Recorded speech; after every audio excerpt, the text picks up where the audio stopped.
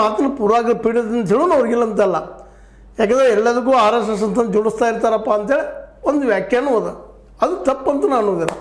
ಯಾಕಂದರೆ RSSನ ಅವರು ಪ್ರತಿಸ್ಪರ್ಧಿಯಾಗಿ ಮಾಡ್ಕೊಂಡ್ಬಿಟ್ಟಿದ್ದಾರೆ. ಇವತ್ತು RSSನ ಹಲವು ತಪ್ಪುಗಳು ಇದ್ದಾವಿಲ್ಲ ಅಂತಲ್ಲ.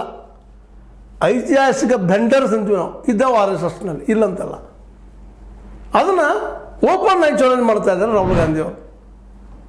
ಯಾಕಂದರೆ ಇಂಗ್ಲೀಷ್ ಈ ಕೆಲವು ಜನ ಇಂಗ್ಲೀಷ್ ಕಲಿಬೇಕು, ಅವಳನ್ನು ಕಲಿಬಾರ್ದ, ಬಡ ಮಕ್ಕಳು ಕಲಿಬಾರ್ದ, ವಿಚಾರ ಶಕ್ತಿ ಬೆಳೆಸ್ಕೋಬಾರ್ದ, ಚಿಂತನೆ ಮಾಡಬಾರ್ದ, ಸರಿ ಅವ್ರು ತಪ್ಪು ಅವ್ರು ಡಿಸಿಷನ್ ಮಾಡಬಾರ್ದ ಅಂಥೇಳಿ ವಾದ ಮಾಡ್ತಾ ಇದ್ದಾರೆ. ಯಾಕಂದ್ರೆ ಈ ಭಾಷೆಯನ್ನು ಕಲಿತರೆ ಅವರು ಪ್ರಶ್ನಿಸುತ್ತಾರೆ ಮತ್ತು ಸಮಾನತೆ ಪಡೆಯುತ್ತಾರೆ ಎಂಬುದೇ ಅವರ ಆತಂಕವಾಗಿದೆ.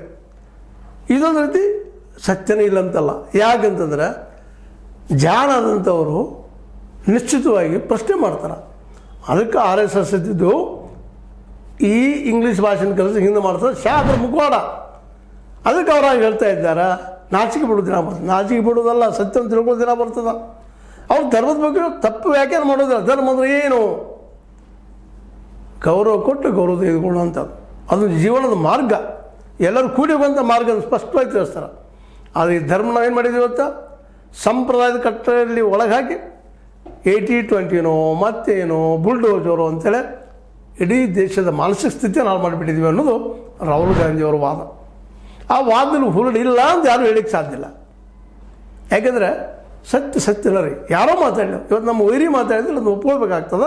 ಅದು ನಮಗೆ ಕಲಿಸಿದಂಥದ್ದು. ಹೌದು, ನಮ್ಮಲ್ಲಿ ಸಂಸ್ಕೃತಿ ಕಲಿಸೋದಿಲ್ಲ ಅಂತಲ್ಲ, ಪ್ರಾಕೃತ ಕಲಿಸದ, ಪಾಲಿ ಕಲಿಸದ, ದೆರಡು ಭಾಷೆಗಳು ಕಲಿಸಿದವ. ಇವೆಲ್ಲ ನಮ್ಮನ್ನು ಮನುಷ್ಯನಾಗಿ ಮಾಡಿದವು, ಇಲ್ಲ ಅಂತಲ್ಲ. ಅದ್ರ ಬಗ್ಗೆ ಗೌರವ ಅದ. ಹಾಗಂತೇಳಿ ಅಲ್ಲಿ ತಪ್ಪುಗಳನ್ನ ಒಪ್ಕೊಂಡು ಹೋಗ್ಬೇಕಂತಲ್ಲ.